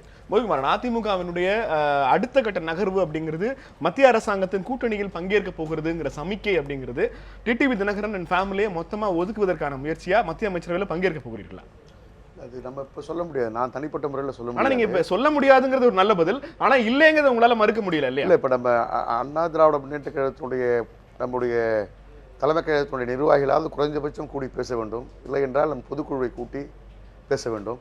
எனவே அப்படித்தான் நம் கொள்கை சார்ந்த முடிவுகளை எடுக்க வேண்டுமே தவிர எடுத்தோம் கவிழ்த்தோம் என்று நாம் சொல்லிவிட முடியாது. ஆகஸ்ட் 5க்கு பிறகு என்ன நடக்கும் பொறுத்து வந்து பாருங்க. உங்களுக்கு ஐடியா இல்லை, நீங்களும் எங்களை போல காத்திருக்கிறீர்கள். பிரியன், இங்க கட்சியை பலப்படுத்த சுற்றுப்பயணம் செல்வேன் தினகரன் சொல்லி இருப்பது என்பது யாருக்கான சமிக்கை? முதல்ல அவர் வந்து இந்த பார்ட்டியில் வந்து ஒரு 3வது அணியாக இருக்கார். இந்த பார்ட்டியில் வந்து ஒரு 3வது அணியாக இருக்காருன்னு எடுத்துக்கலாம். நம்ம சரி, ஒரு அதிமுகவோட ஒரு குரூப்புக்கு வந்து ஒரு லீடராக இருக்காருன்னு வச்சுக்கலாம். நம்ம அப்போ அந்த குரூப்பை அந்த குரூப்பை பலப்படுத்துறதுக்கான ஒரு முயற்சியாக கூட இருக்கலாம். இன்னைக்கு ப்ராக்டிக்கலாக என்ன நிலைமைன்னு பார்க்கணும் சார். இன்னைக்கு ப்ராக்டிக்கலாக என்ன நிலைமைன்னா, அதிமுகவில் பதவியில் இருக்கிற அணி இருக்கு இல்லையா, அந்த அணியில் இருக்கிற யாருமே வந்து மறுபடியும் ஒரு குடும்பத்துக்கிட்ட போய் ஒரு அவங்களுடைய இன்ஃப்ளூயன்ஸை பெறறதுக்காக அந்த தாக்கத்தை வந்து ஏற்க விரும்பலை, அந்த அழுத்தத்தை ஏற்க விரும்பலை. நம்பர் 1, இன்னைக்கு பதவியில் இருக்கிற அமைச்சர்கள் உட்பட பெரும்பாலான அமைச்சர்கள் இன்னொரு மறுபடியும் ஒரு குடும்பத்துக்கிட்ட போய் நம்ம அண்டி போய்க்கணுமா? தொடர்ச்சியாக அதிமுக ஆட்சி தமிழ்நாட்டில் 4 ஆண்டுகள் நீடிக்கணும்ங்கிறதுல உறுதியாக இருக்கு சசிகலா அவர்கள். நீங்க இந்த எடப்பாடி பழனிசாமி தலைமையிலான அரசுக்கு டிஸ்டர்ப் பண்ணுகிற மாதிரி டிடிவி தினகரன் நடவடிக்கைகளை ஆதரிக்கிறாராங்கிறதே எனக்கு ஒரு சந்தேகமாக இருக்கு. இல்லை, நீங்க இது மறுபடியும் நம்ம இந்த எக்ஸ்டர்னல் ஃபோர்ஸ் தான் பார்க்கணும். அந்த அவங்க ஆங்கிள் என்ன அந்த விஷயத்தை எல்லாத்தையுமே நீங்க பார்க்கணும். அந்த மத்திய கண்ணோட்டத்தோட அந்த 4th டைமென்ஷன்ல தான் பார்க்கணும். இந்த 3 டைமென்ஷன் இங்க இருக்கு. அதிமுக கிடைச்ச ஒரு இன்ட்ரெஸ்டல் படம் மாதிரி மாத்தி விட்டு சார் இன்னொன்று இருக்கு சார். இப்போ நீங்க அதிமுகவோட அமைச்சர்களை பத்தி சொன்னேன். பொதுவாக அவங்க வந்து இன்னொரு குடும்பத்தோட அழுத்தத்துக்கு ஆளாக விரும்பல, தொடர்ந்து அது மாதிரி இருக்க விரும்பல, அது உண்மை. அது இன்னொன்று வந்து தொண்டர்கள் மத்தியிலே அந்த எண்ணம் இருக்கு. மறுபடியும் வந்து ஒரு குடும்பத்தோட கட்டுப்பாட்டில் இந்த கட்சி போகணுமான்றது ஒரு முக்கியமான கேள்வியா எல்லா தொண்டர்கள் மத்தியிலும் இருக்கு. அது வேண்டாம் அவங்க நினைக்கிறாங்க. முதல்ல நம்ம கிட்ட என்ன ஆப்ஷன் இருக்குன்னு ஒரு கேள்வி இல்ல. அவங்க கிட்ட அமைச்சர் ஜெயக்குமார் பேசி முடிச்ச பிறகு டிடிவி தினகரன் வாழ்க்கைன்னு தொண்டர்கள் கத்துறாங்க. இல்ல, நீங்க அதுக்கு எங்க போய் அதை ஒப்பிடுவீங்க? நீங்க இந்த மாதிரி கோஷ்டெல்லாம் நம்ம நிறைய கேட்டுக்கோம். நீங்க ஜேர்னலிஸ்ட், உங்களுக்கும் தெரியும், இதெல்லாம் செட்டப் பண்ணி எவ்வளவு கத்த முடியும், அதெல்லாம் வேற விஷயம். இதெல்லாம் வந்து உண்மையான நிலைமையை பிரதிபலிக்க கிடையாது. 4 பேர் அங்க நிப்பான், கத்தியா கோஷம் சொன்னா போட போறான். நமக்கு உண்மை நமக்கு தெரியும், அது வேற விஷயம். அதுக்கு போல பட் உண்மையான விஷயம் என்னன்னா, தொண்டர்களுக்கும் அந்த குடும்பத்தை பிடிக்கல, இங்க பதவியில் இருக்கிறவங்களுக்கும் அந்த அழுத்தத்தை ஏற்க விரும்பல அவங்க. சோ அப்படி இருக்கும்போது அந்த 3வது 4th டைமென்ஷனும் இதை விரும்பல. பிரியன் எப்படி முடிவு பண்ணார் சார்? தொண்டர்களுக்கு பிடிக்கலங்கிறது கண்டிப்பா சார். இன்னைக்கு ஓ பன்னீர்செல்வத்தை பத்தி அவர் சொன்னார், புகழேந்தி சொன்னார். ஆனா இன்னைக்கு உண்மை என்னன்னா, அவர் பேசின பல கூட்டங்கள்ல 2 கூட்டங்கள் நான் அட்டெண்ட் பண்ணேன். நிச்சயமா வந்து அவருக்கு ஒரு செல்வாக்கு இருக்கு. ஆர்கே நகர் தேர்தல் நடந்திருந்தால் யார் வெற்றி பெற்றிருப்பார் சார்? ஆர்கே நகர் தேர்தல் நடந்திருந்தால் யார் வெற்றி? இது வந்து ரொம்ப ஹைப்போதெட்டிக்கல் क्वेश्चन. இன்னைக்கு தேர்தல் அரசியல் வந்து எப்படி போயிடுது? 89 கோடி ரூபாய் பணம் கொடுத்த விஷயங்கள நம்ம பேசுறோம். சசிகலா குடும்பத்தை விரும்பவில்லை அப்படிங்கிறது ஹைப்போதெட்டிக்கல் ஆன்சர் தானே சார்? அது எப்படி ஒரு ஸ்ட்ராங்கான ஆன்சர்? இல்ல, இது வந்து கிரவுண்ட் லெவல் சிச்சுவேஷன். இது இல்ல, தொண்டர்கள் விரும்பலன்னு நம்ம பார்க்கறது நம்ம தொண்டர்களை பார்த்தோமே. இல்ல சார் தேர்தல் அரசியல் வேற நம்ம நாட்டுல தேர்தல் அரசியல் வேற பல அழுத்தங்கள் இருக்கு. தொண்டரோடு தொண்டராக நின்றவர் எடப்பாடி பழனிசாமி சார் அவர்கள். அவருக்குன்னு ஒரு குரூப் இருக்காதா சார்? அவருக்குன்னு ஒரு குரூப் இருக்காதா? நிச்சயமா தொண்டரோட தொண்டர்ல ஒரு குரூப் இருக்க தான் செய்யும்.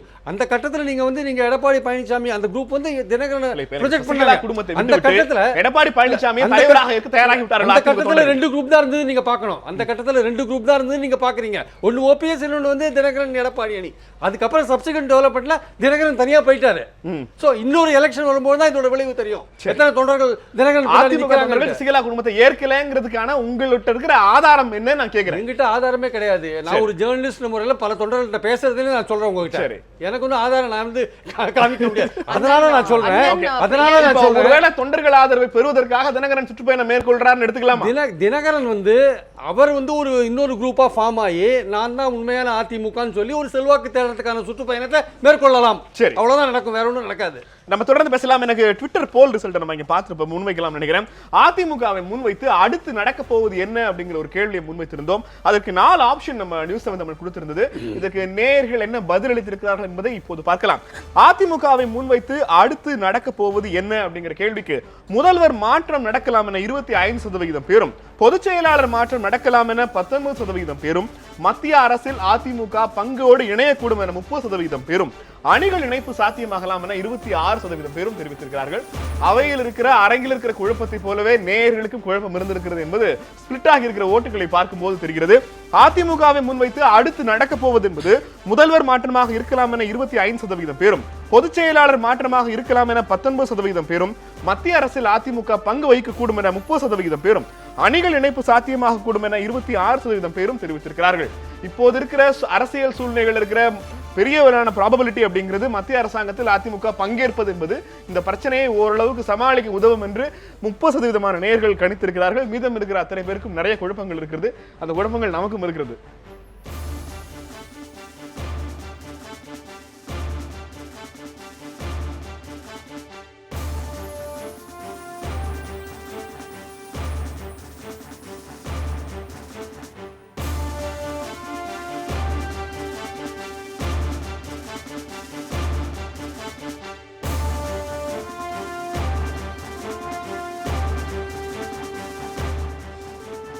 புகழேந்தி சார், இந்த போல் ரிசல்ட் பத்தின உங்களது முதல் ஒப்பீனியனை கேட்க விரும்புகிறேன்.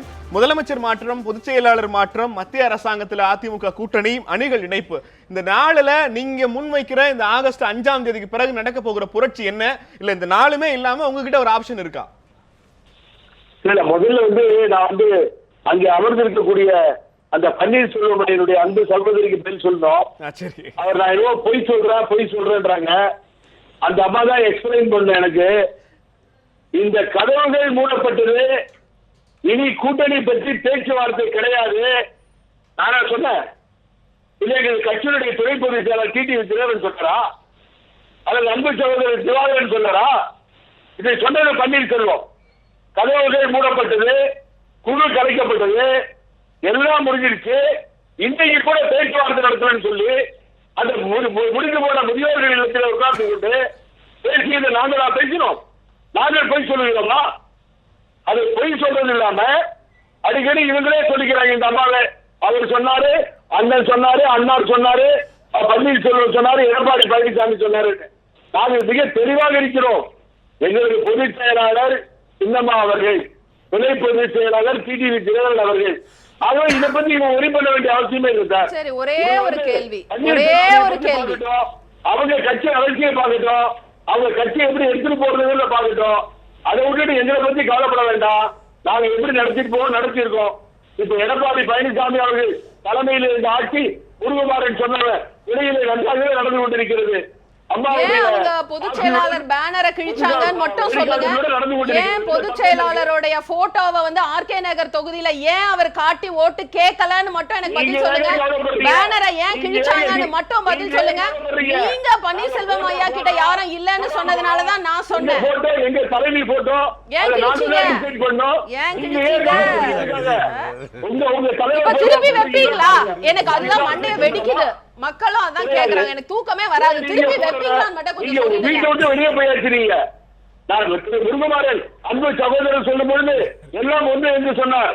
ஆனால் இந்த இயக்கம் பிரிந்த போது இந்த இயக்கம் மெஜாரிட்டியை நிரூபித்த பொழுது முருகமாறன் இங்கே இருந்தாலே தவிர பன்னீர்செல்வம் இங்கே இருக்கவில்லை.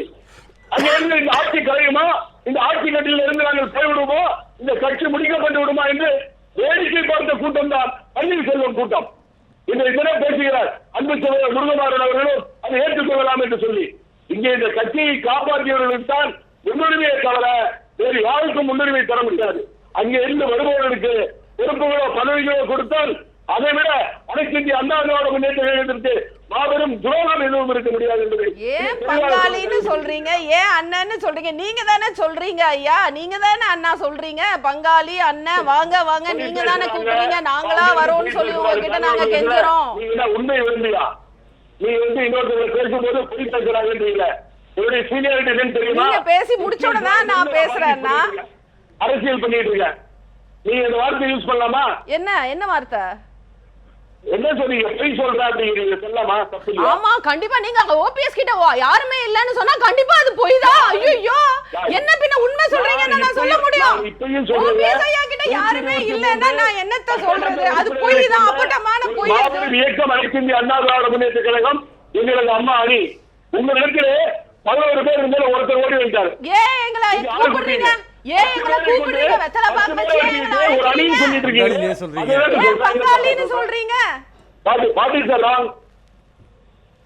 எப்படி தவறாகும்? இல்ல புகழேந்தி, நாம ஏறக்குறைய 3-4 மாதங்களுக்கு முன்பாக போட வேண்டிய சண்டை இன்னைக்கு போட்டுட்டு இருக்கோமோன்னு எனக்கு தோன்றுகிறது. ஆகஸ்ட் 5ஆம் தேதிக்கு பிறகு என்ன முடிவெடுக்க போகிறீர்கள் அப்படிங்கிற கேள்விக்கு நம்ம கிட்ட தெளிவான பதில் இல்ல. திவாகரன் அவர்கள் ஓபிஎஸ் எங்களது பங்காளின்னு சொல்றாரு, உங்ககிட்ட அதுக்கு தெளிவான பதில் இல்ல. தமிழக முதலமைச்சர் எடப்பாடி பழனிசாமி தொடர்ந்து டிடிவி தினகரன் சசிகலாங்கிற பேரை பத்தி அவங்க வாயே துறக்கல, அதை பத்தி நமக்கு கவலை இல்ல.